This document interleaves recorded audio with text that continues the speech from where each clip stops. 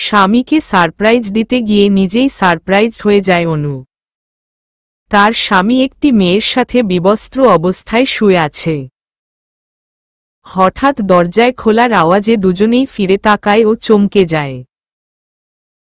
তাড়াতাড়ি করে এলোমেলোভাবে কাপড় নিয়ে মেয়েটি ওয়াশরুমে চলে যায়। অনুর স্বামী শাফিন কোনোরকম কাপড় পরে অনুকে প্রশ্ন করে, শাফিন, অনু তুমি আজকে? তোমার তো পরশু আসার কথা ছিল। অনুর বুক ফেটে কান্না আসছে, তারপরেও নিজে কান্নাকে সংযত রেখে সে বলল, অনু, কেন আজকে এসে তোমাদের এই অবস্থায় দেখে কি খুব বেশি সমস্যা করে দিল ম? শাফিন, দেখো অনু, আই ক্যান এক্সপ্লেইন। এরই মাঝে ওয়াশরুম থেকে মেয়েটি বেরিয়ে এল। অনু আর নিজেকে ঠিক রাখতে পারল না, অঝরে কান্না করতে লাগল আর আচমকা গিয়ে মেয়েটির গালে চড় দিতে লাগল আর চিল্লিয়ে বলতে লাগল, অনু, এই মেয়ে তুমি কে? এখানে এভাবে কি করছিলে? আর কতদিন ধরে চলছে এইসব? তোমাদের লজ্জা করে না এসব করতে?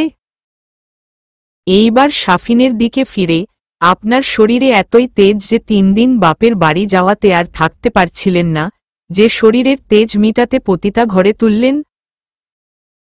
এইবার মেয়েটি ফুঁসে উঠে বেশ ঝাঝালো কণ্ঠে বলল, মেয়ে, শাফিন তুমি চুপ করে বসে আছো কেন? তোমার স্ত্রী সেই কখন থেকে আমাকে যা তা বলে যাচ্ছে, তুমি কি তাকে কিছু বলনি আমাদের সম্পর্কের কথা আর তোমাদের ডিভোর্স ব্যাপারে? কথাটি শুনে অনুর মাথায় আকাশ ভেঙে পড়ল। শাফিন, ইরা সোনা, আসলে আমি সময় পাইনি ওকে বলার। আমি ঠিক করেছিলাম ও বাবা বাড়ি থেকে ফিরলেই ওর সাথে ডিভোর্সের ব্যাপারে কথা বলবো। এর আগেই। অনু, ডিভোর্স কিসের ডিভোর্স? শাফিন কি বলছে এই রাস্তার মেয়েটা? একটা রক্ষিতার কথায় তুমি আমাঠাস্যস। আর কিছু বলতে পারল না অনু, তার আগেই শাফিন এলোপাথারি মারতে লাগল। শাফিন, তোর সাহস তো কম না, তুই আমার সামনে আমার ইরাকে বাইরের মেয়ে বলছিস, রক্ষিত বলছিস। আজকের পর আমি আর তোর মুখ দেখতে চাই না, আমার চোখের সামনে থেকে চলে যাবি সারা জীবনের জন্য, আর কিছুদিনের মধ্যেই ডিভোর্স লেটার পেয়ে যাবি, বলে আর শাফিন ঘরে থাকল না, বাইরে বের হয়ে গেল। এবার ইরা অনুর সামনে গেল। ইরা, দেখলে তো কার স্থান কোথায়? হুহ। তারপর ইরাও বের হয়ে গেল ঘর থেকে। দরজার পাশে বসে কান্না করছে অনু, ওঠার শক্তিটুকু নেই শরীরে। এর আগে কখনো গায়ে হাত তোলেনি শাফিন, কখনো জোর গলায় কথা পর্যন্ত বলনি। আর আজ সব শেষ হয়ে গেল, কি কমতি ছিল তার মধ্যে? কিছুদিন ধরেই অনু শাফিনের ব্যবহার লক্ষ্য করছিল। আগে অনু দুষ্টুমি করলে শাফিন খুশি হতো, আর এখন বিরক্ত হয়। প্রত্যেকটা কাজে নানান ধরনের কথা শোনায়, যার তার সাথে তুলনা করে আর খারাপ ব্যবহার করে। কিন্তু কিছুক্ষণ পর আবার মাফ চেয়ে নিত, বলতো কাজের চাপে মাথা গরম থাকায় এরকম ব্যবহার করে। তাই অনু শাফিনের ব্যবহারগুলো মেনে নিয়েছিল। শাফিন আর অনু বিয়ে ছিল প্রেমের বিয়ে। 2 বছর সম্পর্কের পর শাফিন আর অনু পালিয়ে বিয়ে করে। শাফিন বেকার থাকায় অনুর পরিবারের লোক তাকে মেনে নেয়নি। তাই তো 22 বছরের ভালোবাসাকে পায়ে ঠেলে শাফিনের হাত ধরে পালিয়ে গিয়েছিল, ভেবেছে কিছুদিন পর সবাই মেনে নেবে, আর মেনে নিয়েছিল তাদের বিয়ের 1 বছর পর। শাফিনের পরিবার বলতে ওর মা, বড় ভাই, ভাবি ছিল, কিন্তু চাকরি হবার পর শাফিন আলাদা হয়ে যায়। অনুর শাশুড়ি অনুকে পছন্দ করতেন না। উঠতে বসতে নানা ধরনের কথা শোনাত। ভালো ব্যবহার করতেন না, কিন্তু তবুও কখনোই তার মুখের উপরে কোনো কথা বলেনি, তার সব কথা মানতে চেষ্টা করত অনু। যথেষ্ট সম্মান করত অনু তার শাশুড়িকে। শাফিনের ভাবির সাথে ভালো সম্পর্ক ছিল অনুর। সম্পর্কে যা হলেও অনু আর রিধির সম্পর্ক ছিল 2 বোনের মতো। অনু ভাবির নাম রিধি। অনু বাবা মায়ের একমাত্র সন্তান, আর রিধি অনুকে নিজের ছোট বোনের মতো স্নেহ করত। আর শাফিনের বড় ভাই শাওন তাকে ছোট বোনের মতো আদর করত। বিয়ের 1 বছর পর অনুর পরিবার মেয়েকে মেনে নেয় অনুকে, তাই প্রায়ই যাওয়া আসা করত, কিন্তু থাকতে পারত না শাফিনের কারণে। তার কথা মতো অনুর বুকে মাথা রেখে না ঘুমালে তার ঘুম হয় না। তাই অনু সারাদিন তার বাবার বাসায় থাকলেও রাতে শাফিন তাকে নিয়ে যেত। কিন্তু অনুর মায়ের শরীর খারাপ থাকার কারণে কিছু দিনের জন্য থাকতে গিয়েছিল, আর 2 দিন পর আসার কথা ছিল। কিন্তু হঠাৎ মাথা ঘুরে পড়ে যায়। তারপর ডাক্তার তার দেখানো হলে ডাক্তার তার কিছু টেস্ট দেয়। রিপোর্ট পাওয়ার পর জানতে পারে অনু প্রেগন্যান্ট। তার জন্যই অনু শাফিনকে সারপ্রাইজ দিতে 2 দিন আগেই বাসায় এসেছিল, কিন্তু তারপর যা হলো তার জন্য সে মোটেও প্রস্তুত ছিল না। অনুর শরীরের আঘাতের থেকে মনের আঘাতটা বেশি ছিল। সে শাফিনের এমন পরিবর্তন মেনে নিতে পারছে না। বহু কষ্টে উঠে দাঁড়ালো অনু। তারপর বারান্দায় দোলনায় বসে পড়ল। তার প্রেগনেন্সির খবর আর দেওয়া হলো না শাফিনকে। শাফিনের সাথে কথা বলতেই হবে, তারপর সে যাবে শাফিনের জীবন থেকে সারা জীবনের জন্য, কিন্তু তার কিছু প্রশ্নের উত্তর দিতে হবে শাফিনকে। এসব ভাবতে ভাবতে কখন যে ঘুমিয়ে পড়ল অনু জানে না। অন্যদিকে শাফিন ভাবছে কি করে পারল ও অনুর গায়ে হাত তুলতে, দোষ তো তারই ছিল। গায়ে হাত না তুলে বোঝানো উচিত ছিল যে সে থাকতে চায় না তার সাথে, হয়তো ভালোবাসাটা নেই আগের মতো। আচমকা শাফিন তার হাতে আঘাত করতে লাগল। এই হাত দিয়ে সে অনুকে মেরেছে কেন জানি, তার বুকে চিনচিন ব্যথা করছে, কিন্তু সে তো অনুকে ভালোবাসে না, তাহলে কেন এমন হচ্ছে? মায় পড়ে? হয়তো অনেকগুলো দিন একসাথে থাকার কারণে হয়তো মায়া হয়েছে, তাই তার কষ্ট হচ্ছে। মেয়েটার তো কোনো দোষ নেই, ও তো তার সর্বোচ্চ দিয়ে সংসারটাকে আগলে রেখেছে। শাফিনের ভালো লাগা খারাপ লাগা নজর দিয়েছে। অসুস্থ হলে সেবা করা, সকালে অফিসে যাওয়ার আগে সবকিছু গোছগাছ করা, রাত্রে নিজে না খেয়ে ডিনারের জন্য অপেক্ষা করা, সর্বোচ্চ চেষ্টা করেছেন মেয়েটা। কিন্তু সময়ের সাথে সাথে কিভাবে জানে ভালোবাসাটা হারিয়ে গেছে মন থেকে। হয়তো ইরার ঝাঝালো রূপ দেখে, তার স্টাইল দেখে, কথাবার্তার আচরণ, সবকিছুতেই শাফিন মুগ্ধ হয়, যা আগে অনুর জন্য হতো। অনু মেয়েটা বড্ড সেকেলে, সবসময় শাড়ি পরে থাকে। বিবিএ কমপ্লিট করার পরেও চাকরি না করে সংসার সামলানোর জন্য ঘরে থাকে, রান্না করে। সব কাজের জন্য শাফিনের ওপর নির্ভর থাকে। সবকিছুতে তাই অনুমতি লাগবে, নিজস্ব কোনো স্বাধীনতা নেই মেয়েটার মাঝে। বেশি সাজগোজ পছন্দ না তার, হালকা কাজল আর কপালে টিপ, কাচের চুড়ি আর হালকা লিপস্টিক, এই তার সাজ। সবসময় সাধারণ থাকতে পছন্দ করে সে। অফিসে কোনো পার্টিতে গেলেও সে বড্ড সাধারণ সাজে যেত। তার বন্ধুদের সাথে ভালোভাবে কথা বলতে চাইত না, মিশতে চাইত না, যা মাঝে মাঝে শাফিনকে বিব্রত করে দিত। তাই তো সে তাকে পার্টিতে নিত না। অন্যদিকে ইরা মেয়েটা যেন কোনো মডেলের থেকে কম নয়, অফিসে সবসময় টিপ টপ করে চলে, সবার সাথে হাসি মুখে কথা বলে, যে কোনো পার্টিতে সে থাকে মধ্যমণি, তার রূপের চর্চা সবার মুখে মুখে। আর সেই মেয়েটা শাফিনকে প্রপোজ করে, তাই তো সে অনুকে বাদ দিয়ে তার দিকে ঝুঁকেছে। আর সবথেকে বড় যা শাফিনকে মুগ্ধ করেছে তা হল স্বাধীনতা। মেয়েটা স্বাধীনভাবে চলাচল করতে পছন্দ করে, কারো উপর নির্ভর না। ফিজিক্যাল রিলেশনে যেতে চায়নি শাফিন ডিভোর্সের আগে, কিন্তু ইরাক জোরজবস্তি করাই সে আর না করতে পারেনি। এমনিতেই সে ইরার রূপে মুগ্ধ, তারপর কোনো ঘোরে যেন তাদের মধ্যে সম্পর্কটা হয়ে যায়।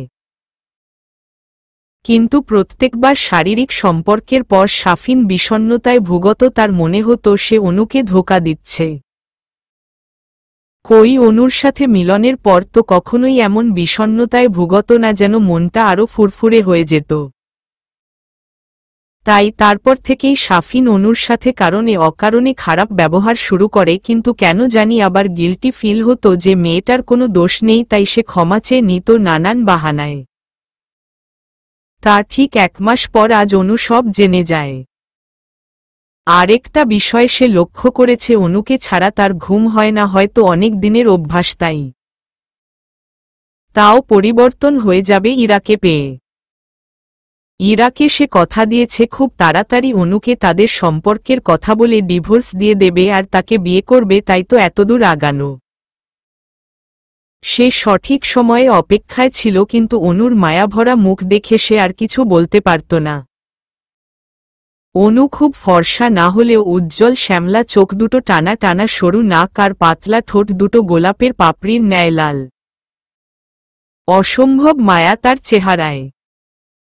হয়তো যে কেউ তার মায়া পড়ে যাবে, যেমন ভার্সিটি প্রথম দিনে সাফিন তার মায়ায় পড়েছিল। অনু প্রচণ্ড চঞ্চল মেয়ে আর প্রচুর দুষ্টু, এই জিনিসটাই টানত সাফিনকে তার মায়াবতীর দিকে। কিন্তু ইদানিং কেন জানো মায়াবতীর দুষ্টুমিগুলোও তার বিরক্তের কারণ হতো। এসব কথা ভাবতে ভাবতে সাফিন বাড়িতে পৌঁছালো। বাড়িতে ঢুকে দেখল মেন দরজা খোলা। সে তাড়াতাড়ি রুমে ঢুকল। রুমটা ফাঁকা দেখে হঠাৎ তার বুকে ধুক করে উঠল, কি যেন নেই রুমটাতে। তাহলে কি সত্যি মায়াবতী চলে গেছে তাকে ছেড়ে? হঠাৎ সে বুঝতে পারল সে কি ভাবছে। সে তো অনুকে ভালোবাসে না, না অনুর কথা ভাববে না সে, আর এখন থেকে শুধু ইরার কথাই ভাববে। কিন্তু তার কেন জানি মনে হচ্ছে অনু এই ঘরেই আছে। অনুর উপস্থিতি সে বুঝতে পারে, তাই সে প্রত্যেকটা ঘর আর ওয়াশরুম চেক করল, কিন্তু অনুকে পেল না। তাই হতাশ হল। হঠাৎ বেলকুনি কথা মনে পড়ল। সে দ্রুত বেলকুনিতে গেল। গিয়ে দেখে অনু দোলনায় শুয়ে আছে, তাই শরীরের বিভিন্ন জায়গায় মারের দাগ, কিছু কিছু জায়গা কেটে গেছে, রক্ত পড়ছে, চোখের জল শুকিয়ে দাগ পড়ে গেছে মুখে। অনুর অবস্থা দেখে সাফিনের চোখ থেকে আপনা আপনি 2 ফোঁটা জল গড়িয়ে পড়ল। অনুর বাবা মা কখনোই অনুর গায়ে ফুলের টোকাও দেয়নি, তাদের একমাত্র সন্তান বলে, আর আজকে সে জানানোর মতো পিটিয়েছে অনুকে, তাও কোনো দোষ ছাড়াই। কোনো নারীই তার স্বামীর ভাগ কাউকে দিতে চায় না, কেউ এটা মেনে নেয় না, তাই তো তার রাগটা স্বাভাবিক। কিন্তু সাফিন নিজেকে কন্ট্রোল করতে পারেনি। কথাটা ভেবে একটা দীর্ঘ নিঃশ্বাস ফেলল সাফিন। তারপর অনুকে কোলে নেয় সাফিন। অনুর গায়ে হাত দিয়ে সাফিন বুঝতে পারে ওর গা প্রচণ্ড গরম হয়ে আছে। সে তাড়াতাড়ি তাকে বিছানায় শুইয়ে দেয়। তারপর একটি পাত্রে হালকা গরম পানি এনে ঘাগুলো মুছে দিয়ে সেখানে ওষুধ লাগিয়ে দেয় ও আরেকটি বাটিতে পানি নিয়ে জলপট্টি দিতে থাকে। বেশ কিছুক্ষণ জলপট্টি দেওয়ার পর অনু মিটমিট করে চোখ খুলে তাকায়। আর অনুর তাকানো দেখে সাফিন খাবার নিয়ে আসে আনুকে খাওয়ানোর জন্য। সাফিন অনুকে ডাকতে থাকে, সাফিন, অনু এই অনু খাবারটা খেয়ে নাও, তারপর মেডিসিন নিতে হবে তো রে বাবা। অনু উঠো সোনা। অনু, না না না অনু সোনা খাবে না, তুই পচা, তুই ভালো না। আব্বু আমারে সাফিন নাই মারছে। তোর সাথে কথা নাই আরি। হুহ, আমি আমার বাবুকে বলে দিব তার বাবা পচা। হুহ। সাফিন জানে জ্বরের ঘোরে অনু নানান ধরনের কথা বলে, কিন্তু পরের দিন সকালে কিছু মনে থাকে না। কথাটা ভেবেই সাফিন মুচকি হাসল। এমনিতে আরও বেশি পাগলামি করে, কিন্তু আজকে হয়তো শরীর খারাপ থাকায় আস্তে আস্তে কথা বলছে। সাফিন, ওকে এই দেখ আমি কান ধরে ক্ষমা চাচ্ছি, আর কখনো তোমাকে মারব না। এবার খাবারটা খেয়ে নাও। খাবার খেয়ে মেডিসিন নিতে হবে, নইলে তো জ্বর কমবে না। অনু, আমরা তোকে কখনো ক্ষমা করব না। না না না, তুই পচা, এমন পচা বাবুর পাপা আমাদের লাগবে না। হঠাৎ অনু কান্না করতে লাগল। অনুর কান্না দেখে সাফিন ব্যস্ত হয়ে পড়ল। অনুর কান্নায় জেন সাফিনের বুক ফেটে যাচ্ছে। সাফিন, কি হয়েছো, কান্না করছো কেন? আমি সরি বললাম তো। প্লিজ কান্না করে না, তুমি আমাকে যা খুশি শাস্তি দাও, কিন্তু কান্না করো না। তোমার কান্না সহ্য করতে পারি না। কথাটা বলেই শাফিন অনুকে বুকে টেনে নিল। অনুও তাকে জড়িয়ে ধরে কান্না করতে থাকে আর বলে, অনু, আমি আপনাকে কখনো ক্ষমা করব না শাফিন। সারা জীবনের জন্য দূরে চলে যাব আমরা। হারিয়ে খুঁজবেন আমায়। কিন্তু তখন খুব দেরি হয়ে যাবে। তারপর শাফিনকে ধাক্কা দিয়ে দূরে সরিয়ে দেয়। আমার শরীর খুব ব্যথা করছে শাফিন। আমি সহ্য করতে পারছি না। কান্না করতে করতে অনুর প্রত্যেকটা কথা শাফিনের বুকে তীরের মতো বিদল। সারা জীবনের জন্য দূরে চলে যাব আমরা কথাটা শাফিনের কানে বারবার বাজছে। অনু কেন নিজেকে বারবার আমরা আমাদের বলছে? কিন্তু পরক্ষণেই ভাবল জ্বরের ঘোরে হয়তো আবোল তাবলো বকছে। তারপর সে অনুকে শান্ত করল। শাফিন, ওকে চলো, চলে যেও, কিন্তু আগে খাবারটা খেয়ে নাও। খাবার খেয়ে মেডিসিন নিলে ব্যথা কমে যাবে। এই দিকে এসো, আমি খাইয়ে দিই। হা কর। শাফিনের কথা শুনে অনু বাধ্য মেয়ের মতো খাবার খেয়ে নিল। তারপর মেডিসিন নিয়ে গুটিসুটি মেরে শুয়ে পড়ল। শাফিন প্লেটগুলো রেখে রুমে এসে দেখে অনু ঘুমিয়ে আছে, তাই সেও কি যেন মনে করে অনুকে জড়িয়ে ধরে শুয়ে পড়ল। হয়তো এইটা শেষ জড়িয়ে ধরা আর শেষ ঘুম তার মায়াবতীর সাথে।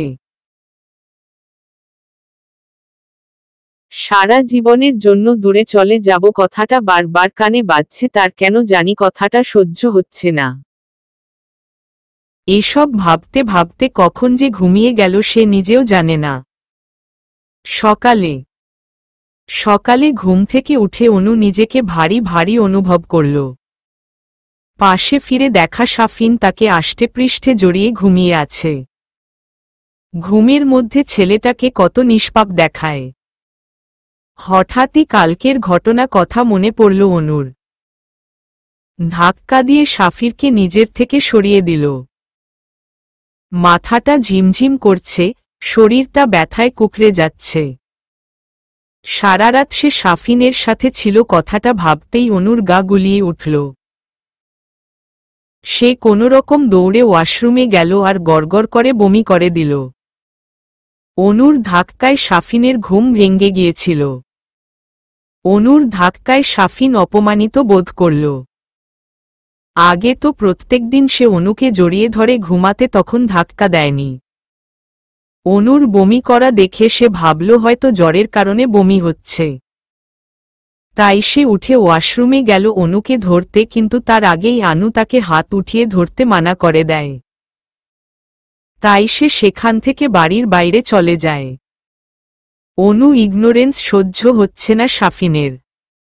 হঠাৎ সে ভাবতে লাগল সে কি অনুকে ছাড়া থাকতে পারবে?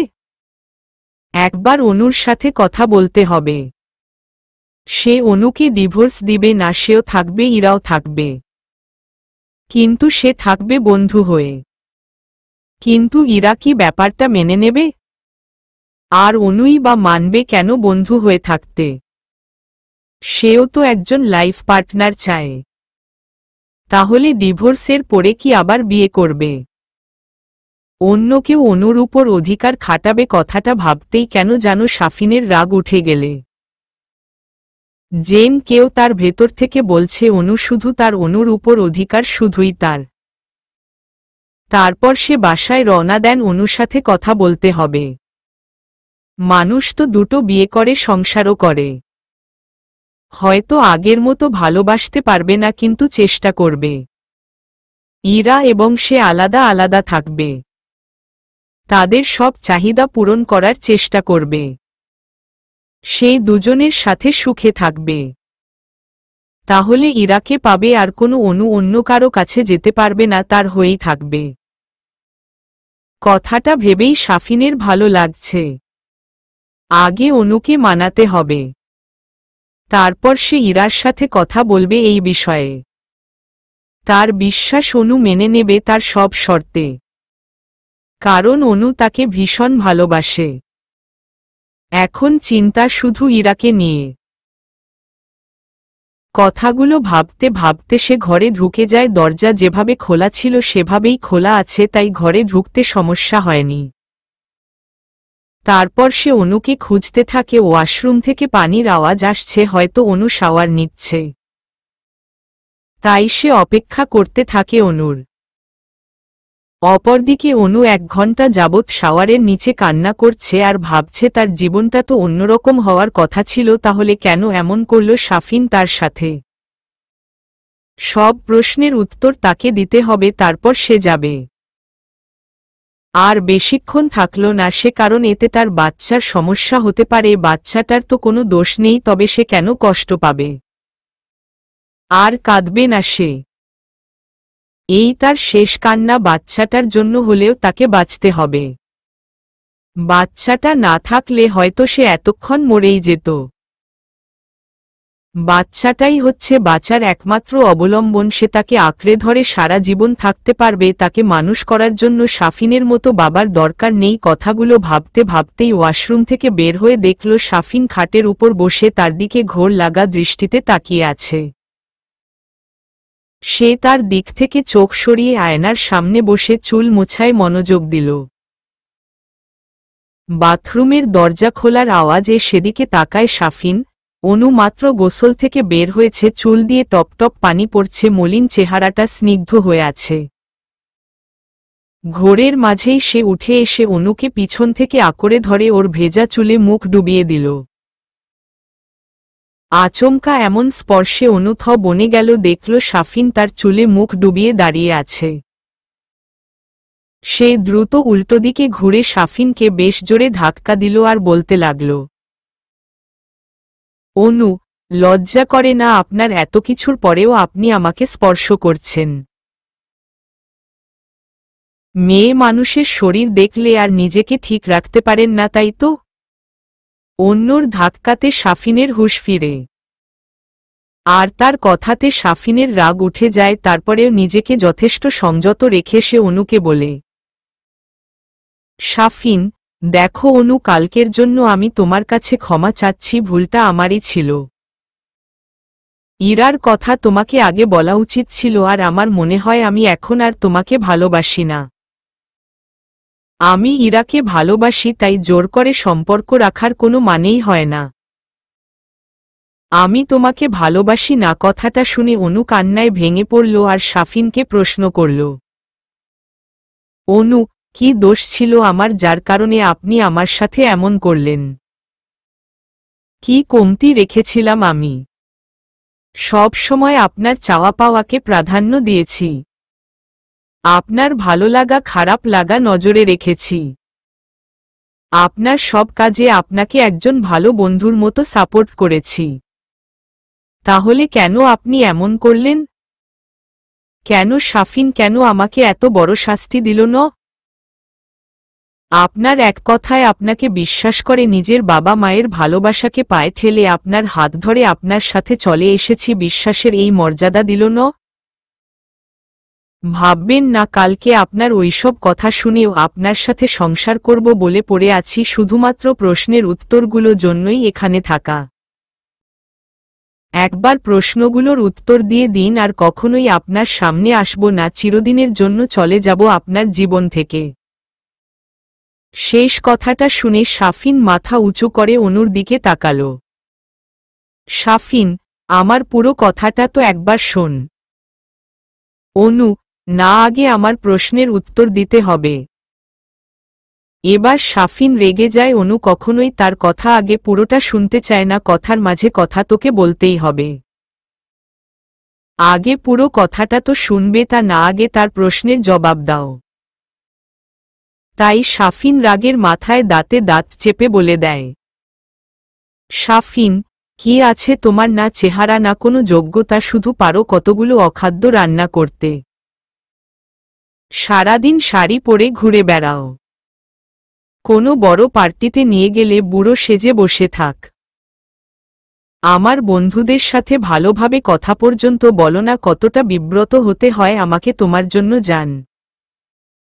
যখন আমার বন্ধুরা বলে তোর বউটা বড্ড সেকেলে। You don't even know how much I feel embarrassed because of you. আমার বিষয়ে খেয়াল রাখা কথা বলছো তো?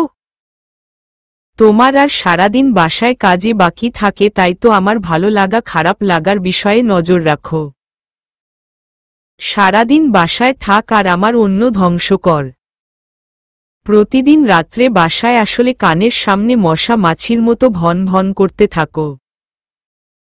আজকে একটা হয়েছে, সেটা করেছে হ্যান ত্যান। ফ্রাইডে হলে ঘুরতে যাব রিকশায় চড়ব, যত লো ক্লাস মেন্টালিটির আদিক্ষেতা।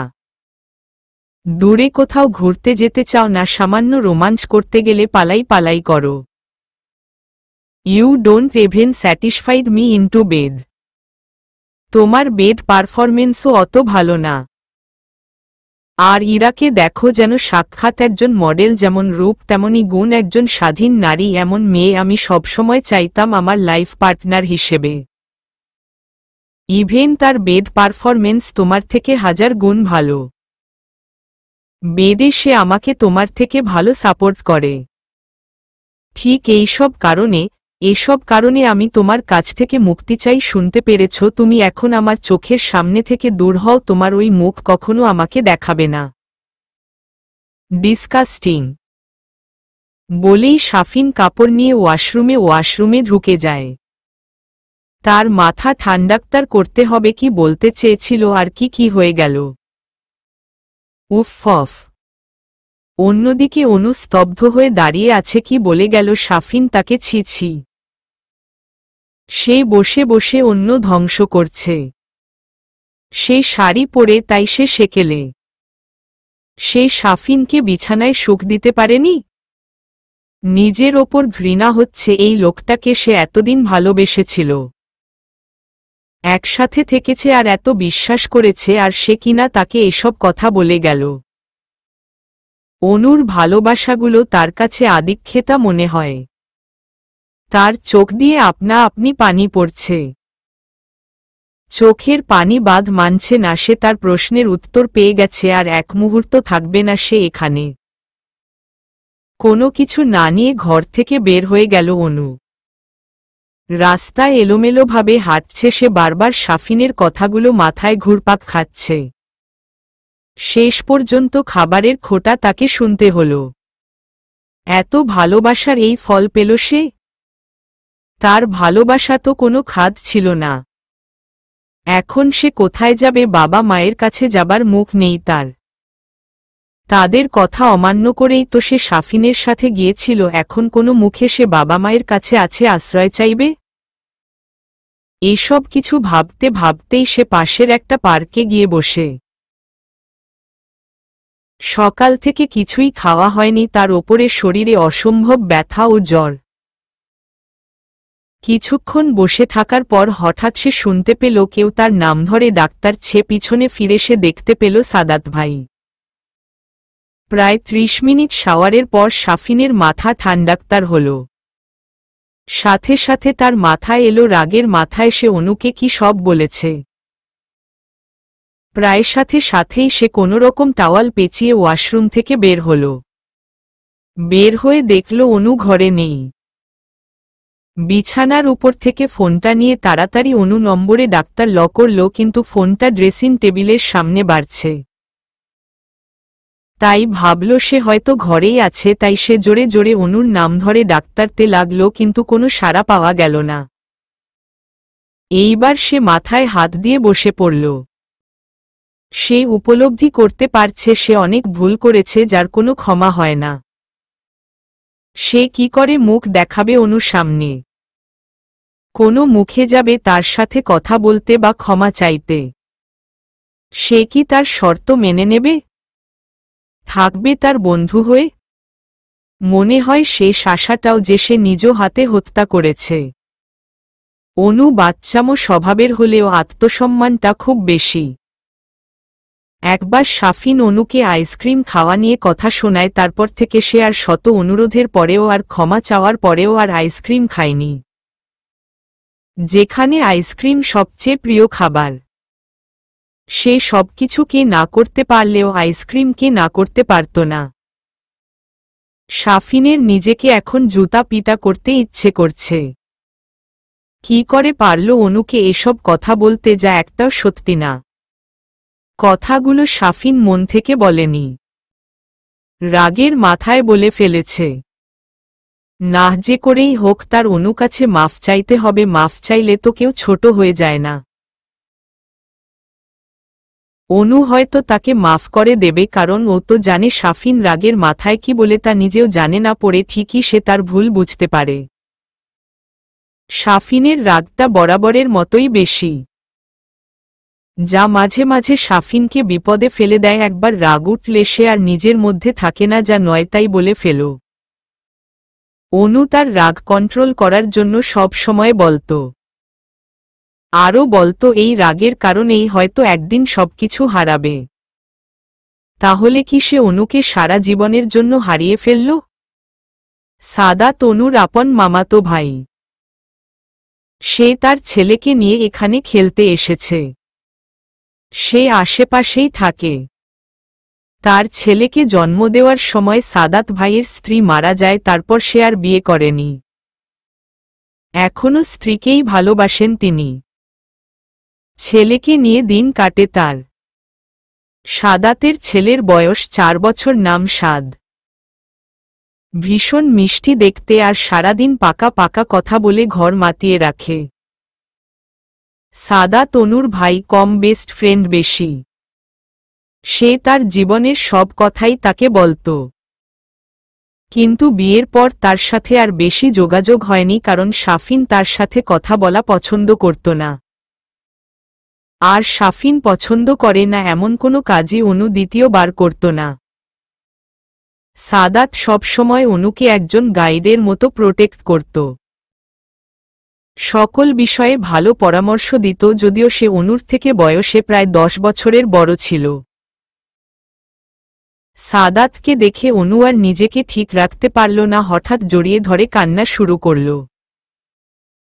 এমন আচরণে সাদাত হতচকিয়ে গেল, তারপর সে আস্তে আস্তে তাকে শান্ত করল। সাদাত, হয়েছে অনু আর কাঁদে না বাচ্চাটা। কি হয়েছে তোর? আমাকে বল, কান্না থামা, কথা বল, আমার সাথে শাফিনের সাথে কিছু হয়েছে? তারপরেও অনু কান্না করতে থাকল।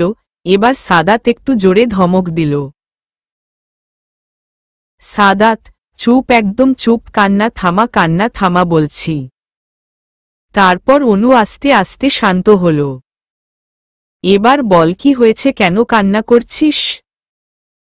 শাফিনের সাথে রিলেশনের সব কথাই সে জানত, এবং কি বিয়ে পরেও কয়েকদিন ভালো সম্পর্ক ছিল তাদের, কিন্তু আস্তে আস্তে অনু নিজেকে গুটিয়ে নেয়। এবার অনু শুরু থেকে একে একে সব ঘটনা সাদাতকে বলে দেয়। সব কথা শুনে সাদাত খুব রেগে যায়। সে খুব ভরসা করে অনুকে শাফিনের হাতে তুলে দিয়েছিল। শাফিনও অনুকে ভালো রাখার আশ্বাস দেয় সাদাতকে।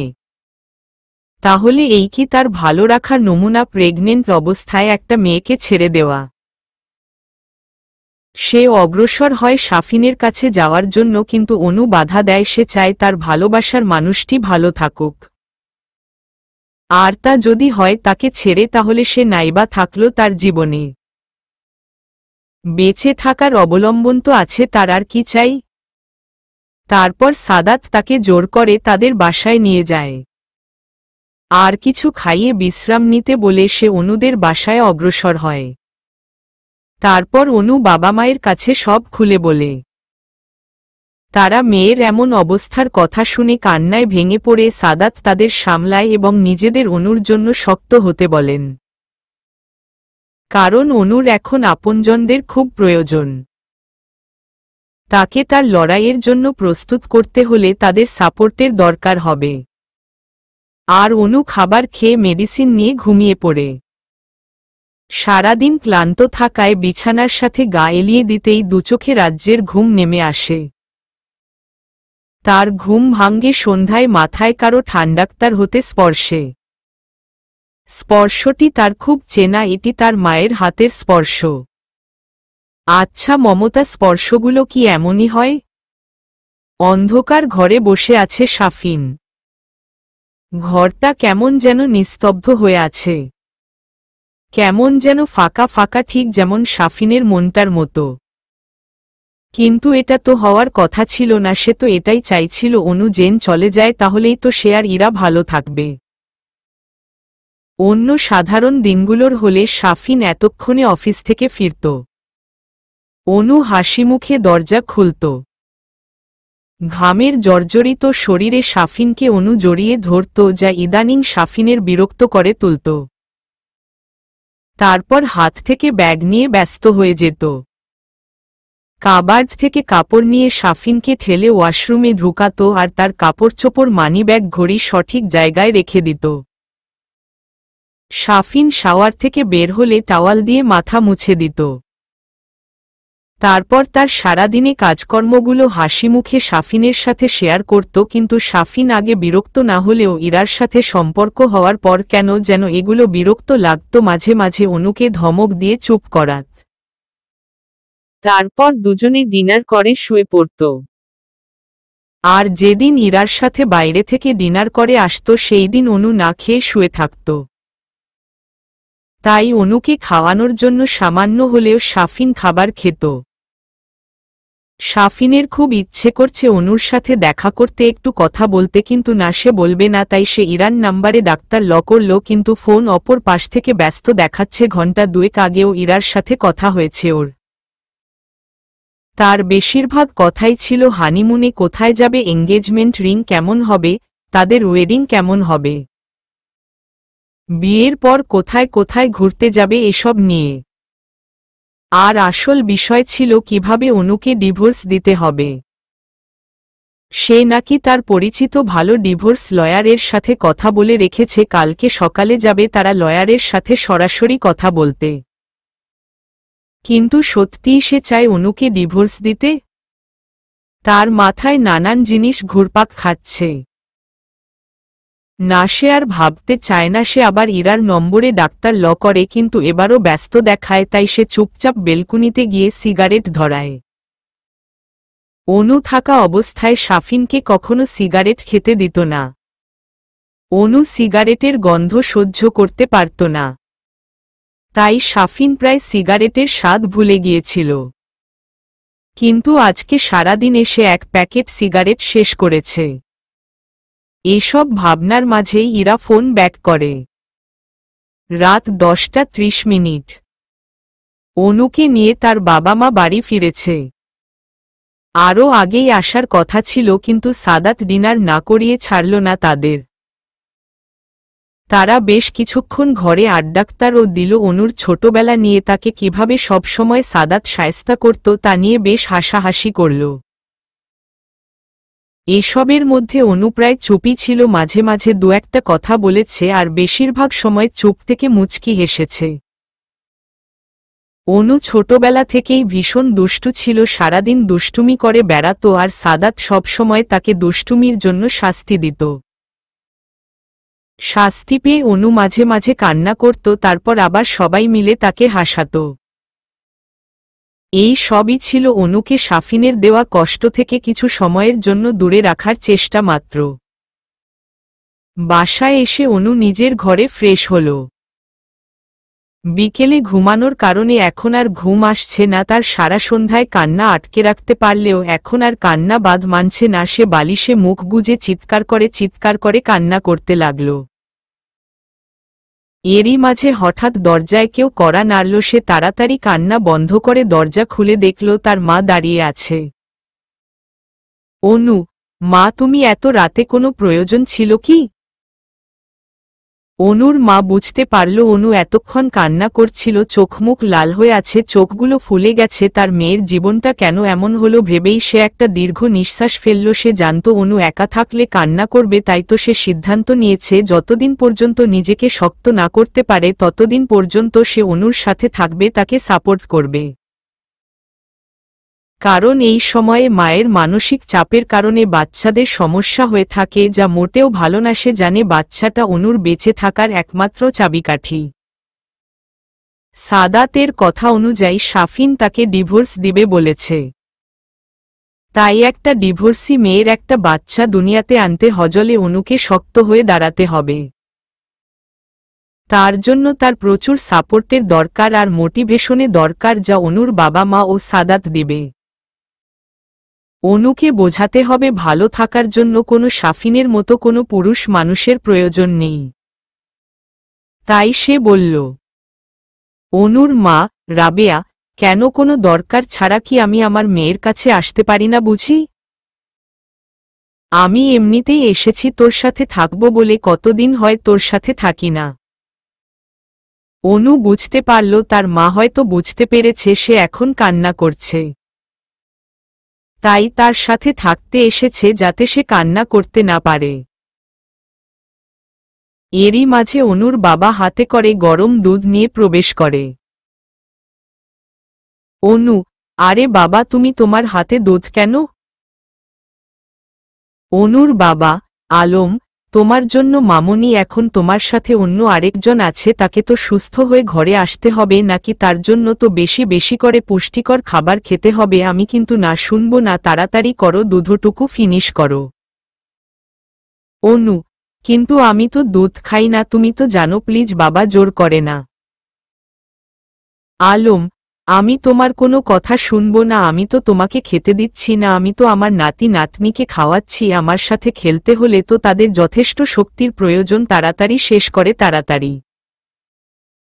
অনু বুঝতে পারল এখন আর কথা বাড়িয়ে লাভ নেই, অজ্ঞাত অনুকে নাক চেপে দুধটুকু খেয়ে ফেলতে হলো। বরাবরই দুধ অনুর অপছন্দনীয় খাবার, তাকে জোর করে দুধ খাওয়ানো যায় না, কিন্তু তার সন্তানের ভালোর জন্য তো এতটুকু করতেই পারে। যেখানে তার বাবা মা তাকে দূরে ঠেলে না দিয়ে এত আপন করে নিয়েছে তার সন্তানের জন্য, সেখানে দুধ খাওয়ার কি এত বড় কাজ? ঠিক সেই মুহূর্তে থেকে সে প্রতিজ্ঞা করল, শাফিনকে মনে করে সে আর কান্না করবে না। যে তাকে ভালোবেসে না তার জন্য সে কান্না করে, তাকে যারা ভালোবাসেন তাদের কেন কষ্ট দিচ্ছে? অনু তার বাবা মাকে জড়িয়ে ধরল আর তাদের জীবনে এগিয়ে যাবে বলে আশ্বাস দিল। যেখানে থাকবে না কোনো শাফিন নামের কোনো পিছুটান। ভালো থাকার জন্য প্রথমে যা করতে হবে তা হলো এই শহর থেকে দূরে থাকা, কারণ এই শহরের আনাচে কানাচে তারা প্রেম করে বেরিয়েছে, তাই এখানকার প্রত্যেকটা জায়গায় শাফিনকে মনে করিয়ে দেয়। তাই সে শহর থেকে দূরে চলে যাবে। তারপর সিদ্ধান্ত নেয় সে লেখাপড়া চালিয়ে যাবে, কারণ শাফিন তার যোগ্যতায় প্রশ্ন তুলেছে। তার থেকে বেশি যোগ্য হয়ে তবেই সে শাফিনের সামনে দাঁড়াবে আর দেখিয়ে দেবে শাফিন কখনো তার যোগ্য ছিল না। আর অতীতকে ভোলানোর সবথেকে ভালো উপায় হচ্ছে নিজেকে ব্যস্ত রাখা, এত ব্যস্ত রাখা যাতে অতীত নিয়ে ভাবার সময়ই না থাকে, আর এর সবথেকে ভালো মাধ্যম হচ্ছে লেখাপড়া চালিয়ে যাওয়া। শাফিন নামে যে কেউ একজন তার জীবনে ছিল তা একবারের জন্য মুছে ফেলতে চায় অনু। কিন্তু চাইলেই কি সবকিছু মন থেকে মুছে ফেলা যায়? ঠিক কোনো এক গভীর রাতে দীর্ঘ নিঃশ্বাস হয়ে বেরিয়ে আসে কালো অতীতগুলো, সাথে কিছু সুখময় স্মৃতি। শাফিনের সাথে খুব তো খারাপ ছিল না সে। অনু বিবিএ কমপ্লিট করার পর বিয়ে করে, তারপরে আর পড়াশোনা বা চাকরির দিকে ঝুঁকেনি সে, কারণ অনুর সব সময় ইচ্ছে ছিল বিয়ের পর সে চাকরি করবে না, সংসারী হবে, শাফিনের পছন্দমতো রান্নাবান্না করবে, ঘর গোছাবে, বাচ্চা পালবে আর শাফিনের খেয়াল রাখবে। তাই আর নিজেরও পড়াশোনা কন্টিনিউ করেনি বা শাফিন ও আগ্রহ দেখায়নি। ইরার কল দেখে তাড়াতাড়ি রিসিভ করে শাফিন ফোন ধরতেই জিজ্ঞেস করে, শাফিন, কার সাথে কথা বলছিলে এতক্ষণ যাবৎ? সেই কখন থেকে ফোন দিচ্ছি, বারবার বিজি দেখাচ্ছে। শাফিনের এ কথাটাই যথেষ্ট ছিল ইরাকে রাগাবার জন্য, সেও বলে ফেলে, ইরা, কেন এখন কি তোমার কাছ থেকে পারমিশন নিয়ে আমার ফোনে কথা বলতে হবে? কার সাথে কথা বলছি? কি কথা বলছি? কতক্ষণ ধরে কথা বলবো? সবকিছু তোমাকে বলতে হবে? আমাকে কি অনু পেয়েছ? যে সবকিছুর কৈফত আমি তোমাকে দেব।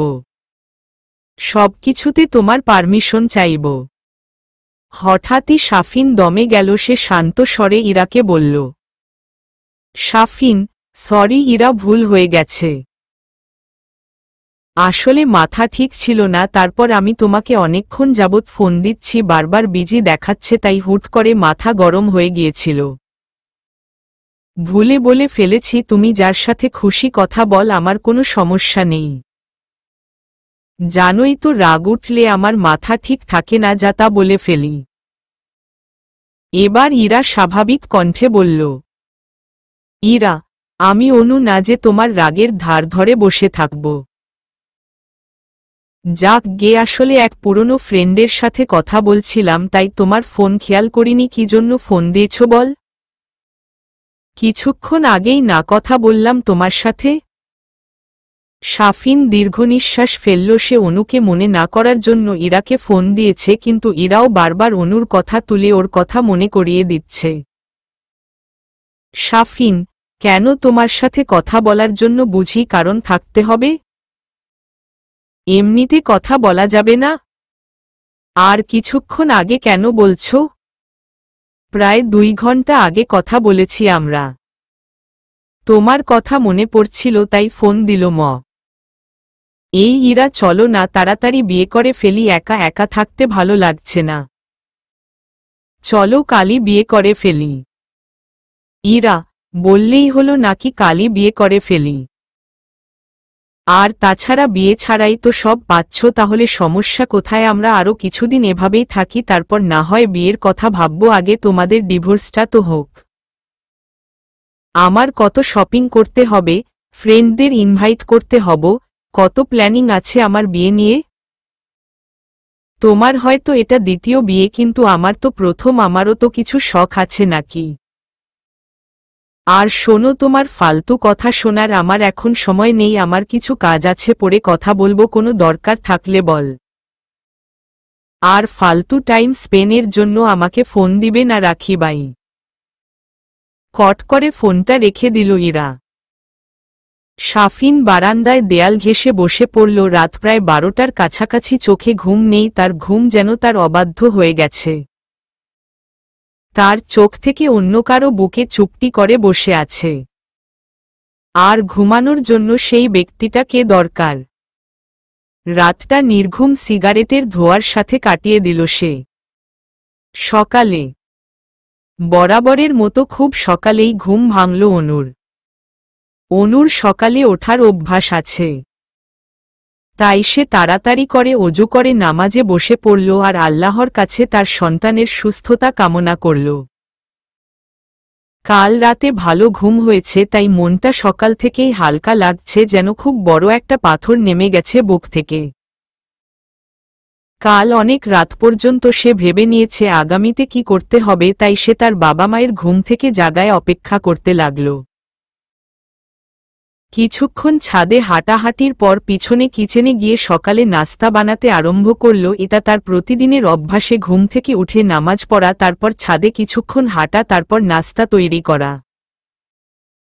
মাঝে মাঝে ছুটির দিনে শাফিনও তার সাথে যোগ দিত। ভাবতেই চোখ থেকে 2 ফোঁটা জল গড়িয়ে পড়ল, যার সাথে সাথে মুছে ফেলল অনু। সকলেই ডাক্তার নিন টেবিলে বসতেই হঠাৎ কলিং বেল বেজে উঠল। অনু দরজা খুলে দেখল সাদাত ভাই আর সাদ এসেছে।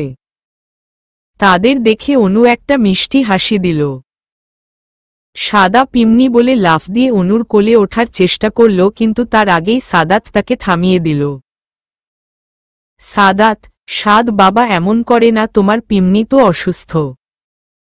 তোমার পিমনির পেটে একটা বাবু আছে। ছোট্ট বাবু। তুমি লাফ দিল তো বাবুটা কষ্ট পাবে। তুমি কি চাও ছোট্ট প্রিন্সেস কষ্ট পায়? সাদ মাথাটা 2 পাশে হেলে না বোঝালো আর উপরের দিকে হাত বাড়িয়ে দিল, মানে সে কোলে উঠতে চায়।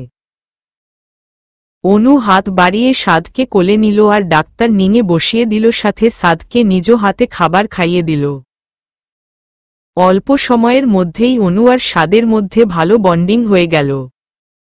মাঝে মাঝে ছেলেটাকে দেখলে খুব মায়া হয় অনুর।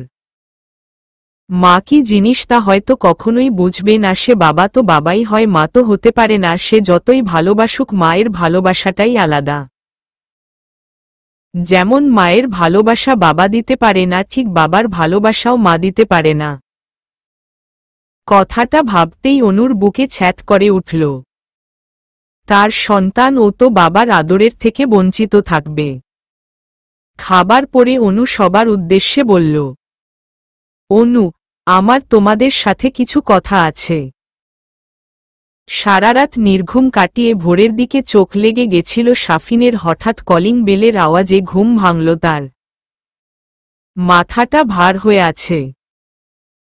কোনোরকম উঠে দাঁড়িয়ে সে অনুকে ডাকতে লাগল দরজা খোলার জন্য। তারপর হঠাৎ এই আস্তে আস্তে গত 2 দিনের কথাগুলো মনে পড়ল তার। তারপর সে নিজে অগ্রসর হল দরজা খুলতে। দরজা খুলেই দেখে ইরা বেশ পরিপাটি হয়ে বিরক্তিকর মুখ করে দাঁড়িয়ে আছে। ইরা, প্রায় 20 মিনিট যাবৎ বেল বাজাচ্ছি। কি করছিলে তুমি? শব্দ শুনতে পাওনি? দাঁড়িয়ে থাকতে থাকতে পা ব্যথা করছে।